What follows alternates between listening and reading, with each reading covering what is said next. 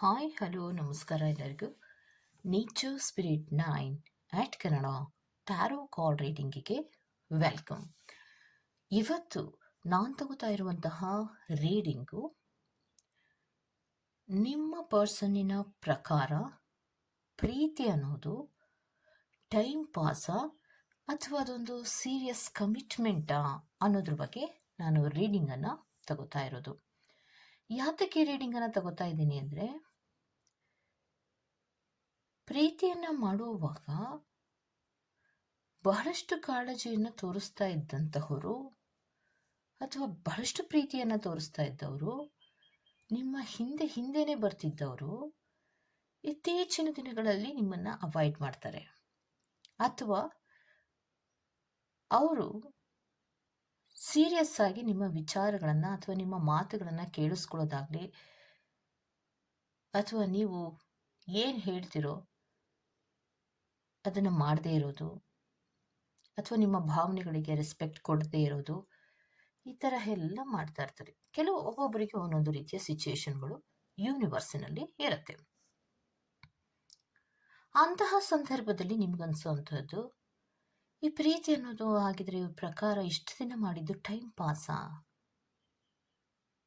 ಮತ್ತು ಇಷ್ಟು ದಿನ ನನಗೆ ಕೊಟ್ಟಂತಹ ಪ್ರಾಮಿಸ್ಗಳೇನು, ನೀನನ್ನು ಬಿಟ್ಟಿರೋದೇ ಇಲ್ಲ, ನೀನಿಲ್ಲದೆ ಜೀವನ ಖಾಲಿ, ನೀನಿಲ್ಲದೆ ಬದುಕೋಕ್ಕೆ ಆಗಲ್ಲ, ನೀನಿಲ್ಲದೆ ಒಂದು ನಿಮಿಷನೂ ಇರೋಕ್ಕೂ ಆಗಲ್ಲ ಅಂತ ಹೇಳಿದಂತಹ ಅಷ್ಟೂ ಮಾತುಗಳು ಕೂಡ ಈಗ ಯಾವುದು ನೆನಪಿಗೆ ಬರ್ತಾ ಇಲ್ವಾ?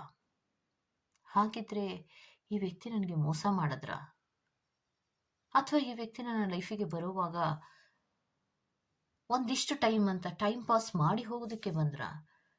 ಈ ತರಹದ ಹಲವಾರು ಗೊಂದಲಗಳು ನಮ್ಮ ಮನಸ್ಸಿನಲ್ಲಿ ಸೃಷ್ಟಿಯಾಗುವಂತಹದ್ದು. ಅವರು ನಮ್ಮನ್ನು ನೆಗ್ಲೆಕ್ಟ್ ಮಾಡುವಾಗ ಯಾಕೆ ಅನ್ನೋದರ ಪ್ರಶ್ನೆ ನಮ್ಮಲ್ಲಿ ಬರುತ್ತೆ. ಆದರೆ ಬಿಟ್ಟು ಹೋಗ್ಬಿಡ್ಬೇಕು, ನಾನು ಇಷ್ಟು ದಿನ ಟೈಮ್ ಪಾಸ್ ಮಾಡದ ಅಂದರೆ, ಕೆಲವೊಬ್ಬರು ಮಾತಿನ ರಭಸದಲ್ಲಿ ಹಾಗಿದ್ರೆ ಇಷ್ಟೊಂದು ನೆಗ್ಲೆಕ್ಟ್ ಮಾಡ್ತಾ ಇದೆಯಾ, ಇಷ್ಟು ನನ್ನ ಹತ್ರ ಮಾತಾಡ್ತಾನೆ ಇಲ್ಲ, ನನಗೆ ಟೈಮ್ ಕೂಡ ಕೊಡ್ತಾ ಇಲ್ಲ, ನಾನು ಏನು ಹೇಳಿದ್ರು ನೀನು ಕೇಳಿಸ್ಕೊತಾ ಇಲ್ಲ, ಮತ್ತು ಈ ಹಿಂದೆ ಹೇಳಿದಂತಹ ಮಾತುಗಳು, ಪ್ರೀತಿಯ ಮಾತುಗಳು, ಇದೆಲ್ಲವೂ ಬರೀ ಟೈಮ್ ಪಾಸ್ಗ ಅಂತ ಪ್ರಶ್ನೆಯನ್ನು ಮಾಡಿದಾಗ ಅವರು ಹೌದು ಅನ್ನುವಂತಹ ಉತ್ತರವನ್ನು ಕೆಲವೊಬ್ಬರಿಗೆ ಕೊಟ್ಟಿರ್ತಾರೆ. ಕೆಲವೊಬ್ಬರಿಗೆ ಕೊಟ್ಟಿರಲ್ಲ, ಬಟ್ ಕೆಲವೊಬ್ಬರಿಗೆ ಖಂಡಿತವಾಗಿ ಹೌದು, ನಾನು ಇಷ್ಟು ದಿನ ಮಾಡಿದ್ದೇ ಟೈಮ್ ಪಾಸು ಅನ್ನೋ ಥರ ಉತ್ತರಗಳನ್ನು ಕೊಡ್ತಾರೆ. ಆ ತರಹದ ಉತ್ತರಗಳು ಬಂದಾಗ ಏನು ಮಾಡಬೇಕು ಗೊತ್ತೇ ಆಗೋದಿಲ್ಲ. ಎಷ್ಟು ವರ್ಷಗಳಿಂದ ಪ್ರೀತಿಸ್ತಾ ಇದ್ದಂತಹ ನಾವು ಇದ್ದಕ್ಕಿದ್ದಂತೆ ಆ ವ್ಯಕ್ತಿ, ಎದುರಿಗಿರುವಂತಹ ವ್ಯಕ್ತಿ ನಾನು ಟೈಮ್ ಪಾಸ್ ಮಾಡಿದೆ ಅನ್ನೋದಾದರೆ, ಆ ಟೈಮಿಗೆ ಬೆಲೆನೇ ಇಲ್ವಾ? ಆ ಭಾವನೆಗಳಿಗೆ ಬೆಲೆನೇ ಇಲ್ವಾ? ನಾನು ನಿನ್ನಂತರ ಪ್ರೀತಿಯನ್ನು ಹೇಳ್ಕೊಂಡಿದ್ದಕ್ಕೆ ಬೆಲೆನೇ ಇಲ್ವಾ?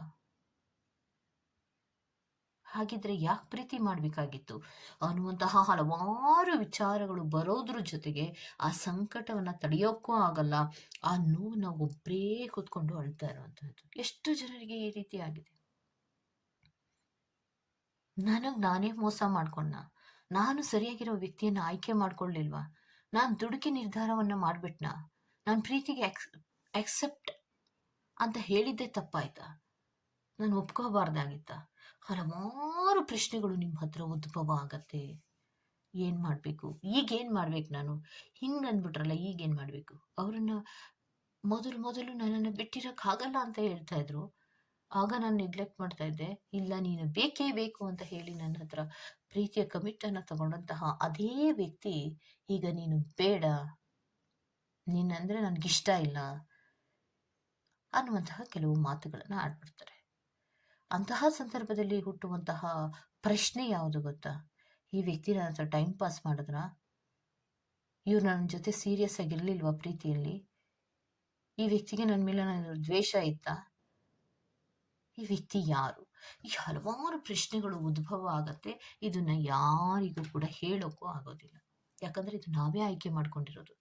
ನಾವು ಪ್ರೀತಿಯ ವ್ಯಕ್ತಿಯನ್ನು ಆಯ್ಕೆ ಮಾಡ್ಕೊಳ್ಳುವಾಗ ಈ ವ್ಯಕ್ತಿ ಯಾರು, ಏನು ಅನ್ನೋದನ್ನ ಕರೆಕ್ಟಾಗಿ ಯೋಚನೆ ಮಾಡದೆ ಆಯ್ಕೆಯನ್ನು ಮಾಡ್ಕೊಂಡಿರ್ತೀವಿ. ಯಾಕೆ? ಎದುರಿಗಿರುವಂತಹ ವ್ಯಕ್ತಿ ಫೋರ್ಸ್ ಮಾಡ್ತಾ ಇರ್ತಾರೆ ಕೆಲವೊಬ್ಬರಿಗೆ, ನನಗೆ ನೀನಂದ್ರೆ ತುಂಬ ಇಷ್ಟ. ನೀನನ್ನು ಬಿಟ್ಟು ಇರೋಕ್ಕೆ ಆಗಲ್ಲ. ನನ್ನ ಪ್ರಾಣ ನೀನು. ನೀನಿಲ್ಲದೆ ಇದ್ರೆ ನಾನು ಉಸಿರುಗಟ್ಟಿದ ತರಹ ಆಗತ್ತೆ. ಈ ತರಹದ ಹಲವಾರು ಮಾತುಗಳನ್ನ ಆಡಿ ಒಪ್ಪಿಗೆಯನ್ನು ಪಡ್ಕೊಂಡಂತಹ ಅದೇ ವ್ಯಕ್ತಿ ಸ್ವಲ್ಪ ದಿನದ ತದನಂತರದಲ್ಲಿ ಚೇಂಜ್ ಆದಾಗ ಆಗುವಂತಹ ಸಂಕಟ ಇರ್ಬೋದು, ನೋವಿರ್ಬೋದು, ಎಷ್ಟಾಗತ್ತೆ. ಟೈಮ್ ಪಾಸಿಗೆ ನನ್ನ ಪ್ರೀತಿ ಮಾಡಿದ್ದು ಅಂತ ಹೇಳುವಂತಹ ವ್ಯಕ್ತಿಗೆ ಬರೀ ಪದಗಳಿರಬಹುದು.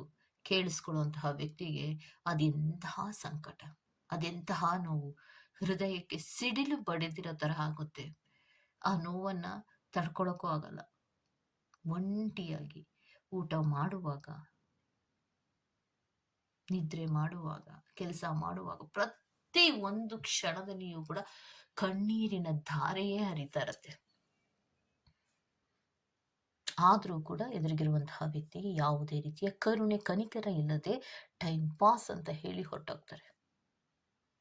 ಇನ್ ಮಿಕ್ಕಂತಹ ದಿನಗಳನ್ನ ಹೇಗೆ ಕಳೆಯೋದು? ಅವರಿಂದ ಆಚೆ ಬರೋದಕ್ಕೆ, ಅವರ ನೆನಪುಗಳಿಂದ ಆಚೆ ಬರೋದಕ್ಕೆ ಎಷ್ಟು ಕಷ್ಟವನ್ನ ಪಡಬೇಕು, ಇದ್ಯಾವುದರ ಅರಿವು ಕೂಡ ಇಲ್ಲದೆ ಹೊರಟೋಗ್ತಾರೆ. ಅಂತಹ ಸಂದರ್ಭದಲ್ಲಿ ದಿನಗಟ್ಲೆ ಅಳ್ತಾ ಇರ್ತೀರಾ, ನೋವನ್ನ ಪಡ್ತಾ ಇರ್ತೀರಾ, ಸಂಕಟವನ್ನ ಪಡ್ತಾ ಇರ್ತೀರಾ. ಇದೇನು ಅಂತ ಗೊತ್ತಾಗದೆ ಒದ್ದಾಡ್ತಾ ಇರ್ತೀರಾ. ವಾಪಸ್ ಬರ್ಬಹುದೇನೋ ಅಂತ ಕಾಯ್ತಾ ಇರ್ತೀರಾ. ಆದರೂ ಕೂಡ ಟೈಮ್ ಪಾಸ್ ಅನ್ನಂತಹ ವ್ಯಕ್ತಿ ಖಂಡಿತವಾಗಿಯೂ ವಾಪಸ್ ಬರಲ್ಲ. ಅದಕ್ಕೋಸ್ಕರವಾಗಿಯೇ ಈ ಒಂದು ಕಾನ್ಸೆಪ್ಟ್ ಕೆಲವೊಬ್ಬರಿಗೆ ಖಂಡಿತವಾಗಿಯೂ ಉಪಯೋಗ ಆಗತ್ತೆ ಅಂತ ನಾನು ವಿಡಿಯೋನ ಮಾಡ್ತಾ ಇದ್ದೀನಿ. ಓಕೆ, ಸೊ 2 ಬಣ್ಣದ ಚಿಟ್ಟೆಗಳಿದೆ. ಆ 2 ಬಣ್ಣದ ಚಿಟ್ಟೆಗಳಲ್ಲಿ ನಿಮಗೆ ಯಾವ ಚಿಟ್ಟೆ ಬೇಕೋ ಅದನ್ನು ಆಯ್ಕೆ ಮಾಡ್ಕೊಳ್ಳಿ. ಓಕೆ, ಸೊ ಇದೆಲ್ಲವೂ ಕೂಡ ಇನ್ ಜನರಲ್ ಆಗಿರುವಂತಹ ರೀಡಿಂಗ್ ಆಗಿರೋದ್ರಿಂದ ನಿಮಗೆ ರೆಸೊನೇಟ್ ಆದರೆ ಮಾತ್ರ ತಗೊಳ್ಳಿ. ಹಾಗೇನೆ ಸ್ಕ್ರೀನ್ ಮೇಲೆ ಕಾಣ್ತಾ ಇರುವಂತಹ ಒಂದು ನಂಬರ್, ಅದು ಪರ್ಸನಲ್ ರೀಡಿಂಗಿನ ನಂಬರ್ ಆಗಿರುತ್ತೆ. ಯಾರಿಗೆಲ್ಲ ಪರ್ಸನಲ್ ರೀಡಿಂಗಿನ ಅವಶ್ಯಕತೆ ಇದೆಯೋ ಅವರೆಲ್ಲರೂ ಕೂಡ ವಾಟ್ಸಪ್ ಮೆಸೇಜ್ ಅನ್ನು ಮಾಡೋದ್ರ ಮೂಲಕ ಪೇ ಮಾಡಿ ನಿಮ್ಮ ರೀಡಿಂಗ್ಸ್ಗಳನ್ನ ನೀವು ತಗೋಬಹುದಾಗಿರುತ್ತೆ. ಓಕೆ, ಆಯ್ಕೆಗಳಾಯ್ತಲ್ವಾ? ಓಕೆ, ಹಾಗೇನೆ ಡಿಸ್ಕ್ರಿಪ್ಷನ್ ಬಾಕ್ಸಿನಲ್ಲಿ ಪ್ರತಿ ಫೈಲ್ನ ಟೈಮಿಂಗ್ಸ್ ಅನ್ನ ಕ್ಲಿಯರ್ ಆಗಿ ಮೆನ್ಷನ್ ಮಾಡಿರ್ತೀನಿ. ನೀವು ಯಾವ ಫೈಲನ್ನು ಸೆಲೆಕ್ಟ್ ಮಾಡ್ಕೊಂಡಿರ್ತೀರೋ ಆ ಫೈಲ್ನ ಟೈಮಿಂಗ್ಸ್ ಅನ್ನು ನೋಡಿ ಸ್ಕಿಪ್ ಆಗಿ ನಿಮ್ಮ ರೀಡಿಂಗ್ಸ್ಗಳನ್ನ ನೀವು ತಗೋಬಹುದಾಗಿರುತ್ತೆ. ಓಕೆ, ರೀಡಿಂಗನ್ನು ಶುರು ಮಾಡೋಣ. ಓಕೆ, ಸೊ ಪಾಲ್ ನಂಬರ್ 1 ಅವರಿಗೆ ಬಂದಿರುವಂತಹ ಕಾರ್ಡಿನ ಪ್ರಕಾರ ಪ್ರೀತಿ ಅನ್ನೋದು ನಿಮ್ಮ ಪರ್ಸನಿನ ಪ್ರಕಾರ ಟೈಮ್ ಪಾಸ ಅಥವಾ ಸೀರಿಯಸ್ ಕಮಿಟ್ಮೆಂಟಾ ಅನ್ನೋದಾದ್ರೆ ಅದು ಒಂದು ಸೀರಿಯಸ್ ಕಮಿಟ್ಮೆಂಟ್ ಅನ್ನೋದನ್ನ ಹೇಳ್ತಾ ಇದ್ದಾರೆ. ಮತ್ತೆ ಅವ್ರು ಹೇಳೋದೇನಂದ್ರೆ, ನಾನು ನನ್ನ ಪ್ರೀತಿಯ ವ್ಯಕ್ತಿಯ ಜೊತೆಯಲ್ಲಿದ್ದಾಗ ಬಹಳಷ್ಟು ಖುಷಿಯಾಗಿರ್ತೀನಿ, ಸಮಾಧಾನವಾಗಿರ್ತೀನಿ, ಮತ್ತೆ ಒಂದು ರೀತಿಯ ಖುಷಿ ಕೂಡ ನನಗೆ ಅಲ್ಲಿ ಇರುತ್ತೆ ಆ ವ್ಯಕ್ತಿಯ ಜೊತೆ ಇದ್ದಾಗ. ಅಂದ್ರೆ ನನ್ನ ಪ್ರೀತಿಯ ವ್ಯಕ್ತಿಯ ಜೊತೆ ಇದ್ದಾಗ ನನಗೆ ತುಂಬಾ ಖುಷಿ ಇರುತ್ತೆ. ನಾವು ಹೊಂದಾಣಿಕೆ ಮಾಡ್ಕೊಳ್ಳೋದಕ್ಕೆ ಸ್ವಲ್ಪ ಎಫರ್ಟ್ ಅನ್ನು ಹಾಕಬೇಕು ಅನ್ನೋದನ್ನ ಬಿಟ್ರೆ ಟೈಮ್ ಪಾಸ್ ಏನು ನಾನು ಮಾಡ್ತಾ ಇಲ್ಲ. ನಾನು ಬಹಳಷ್ಟು ಹಾರ್ಟ್ಫುಲ್ಲಿನಿಂದಲೇ ಪ್ರೀತಿಯನ್ನು ಮಾಡ್ತಿರೋದು. ನಾನು ಹೃದಯದಿಂದ ಪ್ರೀತಿ ಮಾಡ್ತಾ ಇದ್ದೀನಿ. ಮತ್ತೆ ಸೀರಿಯಸ್ ಕಮಿಟ್ ಆಗಿಯೂ ಕೂಡ ನಾನಿದ್ದೀನಿ. ಕೆಲವೊಬ್ಬರಿಗೆ ವೆಡ್ಡಿಂಗ್ ಅನ್ನು ರೆಪ್ರೆಸೆಂಟ್ ಮಾಡ್ತಾ ಇದೆ. ಅಂದ್ರೆ ಪ್ರೀತಿಯ ವಿಚಾರದಲ್ಲಿ ನಾನು ಟೈಮ್ ಪಾಸ್ ಮಾಡಿ ಬಿಟ್ಟು ಹೋಗ್ಬೇಕು, ಬೇರೆಯವರನ್ನ ಪ್ರೀತಿಸ್ಬೇಕು, ಈ ತರಹದ ಮನಸ್ಥಿತಿ ಯಾವುದೂ ಇಲ್ಲ. ನಾನು ನಿಮ್ಮ ಜೊತೆ ಖುಷಿಯಿಂದ ಇರ್ತೀನಿ, ಸಮಾಧಾನವಾಗಿ ಇರ್ತೀನಿ, ಮತ್ತೆ ನಿಮ್ಮ ಜೊತೆ ಇದ್ದಾಗ ನನಗೆ ಒಂದು ನೆಮ್ಮದಿಯೂ ಕೂಡ ಇರುತ್ತೆ ಅಂದಮೇಲೆ ನಾನು ಮನಃಪೂರ್ವಕವಾಗಿಯೇ ನಾನು ನಿಮ್ಮನ್ನ ಪ್ರೀತಿಸ್ತಾ ಇರೋದು. ಇದು ಸೀರಿಯಸ್, ಖಂಡಿತವಾಗಿಯೂ ನಾನು ಸೀರಿಯಸ್ ಆಗಿ ನಿಮ್ಮನ್ನ ಪ್ರೀತಿ ಮಾಡ್ತಾ ಇದ್ದೀನಿ ಅನ್ನುವಂತಹ ಉತ್ತರವನ್ನ ಕೊಡ್ತಾ ಇದ್ದಾರೆ. Okay, so go to the next poll number 2. Poll number 2 ಅವರಿಗೆ ನಿಮ್ಮ ಪ್ರೀತಿಯ ವ್ಯಕ್ತಿ ಟೈಮ್ ಪಾಸ್ ಮಾಡ್ತಾ ಇದ್ದಾರಾ ಅಥವಾ ಅವರು ಸೀರಿಯಸ್ ಕಮಿಟ್ಮೆಂಟ್ ಅನ್ನ ಕೊಡ್ತಾರಾ ಅನ್ನೋದಾದ್ರೆ ಟೈಮ್ ಪಾಸ್ ಮಾಡ್ತಾ ಇದ್ದಾರೆ ಅನ್ನುವಂತಹ ಉತ್ತರ ಬರ್ತಾ ಇದೆ. ಯಾಕೆ ಅನ್ನೋದಾದ್ರೆ ಯಾವ ವಿಚಾರಗಳಲ್ಲಿಯೂ ಅವರಲ್ಲಿ ಕ್ಲಾರಿಟಿ ಅನ್ನೋದು ಇರೋದಿಲ್ಲ. ಸಮಾಧಾನ ಅನ್ನೋದು ಅವರ ಜೊತೆ ಇದ್ದಾಗ ನಿಮ್ಗೆ ಇರೋದಿಲ್ಲ. ಸೊ ಅವರು ಅನ್ಕ್ಲಿಯರ್ಡ್ ಆದಂತಹ ರೀತಿಯಲ್ಲಿ ಇರ್ತಾರೆ. ಅಂದ್ರೆ ಯಾವುದೇ ವಿಚಾರಗಳನ್ನ ಕ್ಲಿಯರ್ ಆಗಿ ಮಾತಾಡೋದಾಗ್ಲಿ, ಫೀಲಿಂಗ್ ಶೇರಿಂಗ್ ಮಾಡ್ಕೊಳ್ಳೋದಾಗ್ಲಿ ಮಾಡೋದಿಲ್ಲ. ಮತ್ತೆ ಇನ್ನೊಂದೇನಂದ್ರೆ ಈ ವ್ಯಕ್ತಿಗೆ ತುಂಬಾ ಎಕ್ಸ್ಪೆಕ್ಟೇಷನ್ಸ್ಗಳು ಜಾಸ್ತಿ ಇರುತ್ತೆ. ನಿಮ್ಮ ಪ್ರೀತಿಯ ವ್ಯಕ್ತಿಗೆ ಎಕ್ಸ್ಪೆಕ್ಟೇಷನ್ಸ್ ಅನ್ನೋದು ಜಾಸ್ತಿ ಇರುತ್ತೆ. ಅದು ಹಣಕಾಸಿನ ವಿಚಾರವಾಗಿರ್ಬೋದು, ಅಥವಾ ನೀವು ಏನೋ ಹೆಲ್ಪ್ ಮಾಡಬೇಕು ಅನ್ನುವಂಥ ವಿಚಾರವಾಗಿರ್ಬೋದು, ಅಥವಾ ಏನೋ ಒಂದು ಎಕ್ಸ್ಪೆಕ್ಟೇಷನ್ ಅನ್ನ ಇಟ್ಕೊಂಡು ನಿಮ್ಮ ಹತ್ರ ಪ್ರೀತಿಯ ಮುಖವಾಡವನ್ನ ಹಾಕೊಂಡು ಬಂದಿರ್ತಾರೆ. ಅದಾದ ತದನಂತರದಲ್ಲಿ ಅವರು ನಿಮ್ಮಿಂದ ದೂರ ಹೋಗುವಂತಹ ಪ್ರಯತ್ನವನ್ನ ಮಾಡ್ತಿರ್ತಾರೆ. ಸೊ ಈ ಪ್ರೀತಿಯಿಂದ ನನಗೆ ಯಾವುದೇ ಪ್ರಯೋಜನ ಇಲ್ಲ ಅಂತ ಸ್ವಲ್ಪ ದಿನಗಳ ತದನಂತರದಲ್ಲಿ ಅವರು ಡಿಸೈಡ್ ಮಾಡುವಂತಹ ಸಾಧ್ಯತೆಗಳು ಇರತ್ತೆ. ಸೊ ಕೆಲವೊಬ್ರು ಏನ್ ಮಾಡ್ತಾರೆ ಅಂದ್ರೆ, ಅಟ್ರಾಕ್ಷನ್ ಬೇರೆ, ಪ್ರೀತಿನೇ ಬೇರೆ. ಇದನ್ನ ಸುಮಾರು ಬಾರಿ ನಾನು ಹೇಳ್ತಾನೆ ಇರ್ತೀನಿ. ಅಟ್ರಾಕ್ಷನ್ ಬೇರೆ, ಇನ್ಫ್ಯಾಕ್ಚುಯೇಷನ್ಸ್ಗಳು ಬೇರೆ, ಮತ್ತೆ ಲವ್ವೇ ಬೇರೆ. ಪ್ರೀತಿ ಅಂತ ಹೇಳೋದು ಕಡಿಮೆ ಜನ ಇರ್ತಾರೆ. ಆದ್ರೆ ಅಟ್ರಾಕ್ಷನ್ ನ ಮತ್ತೆ ಇನ್ಫ್ಯಾಕ್ಚುಯೇಷನ್ಸ್ ನ ಲವ್ ಅಂತ ಕನ್ಸಿಡರೇಷನ್ ಮಾಡಿ ಅದನ್ನ ಲವ್ ಪ್ರಪೋಸಲ್ ಅನ್ನ ಕೊಡ್ತಾರೆ.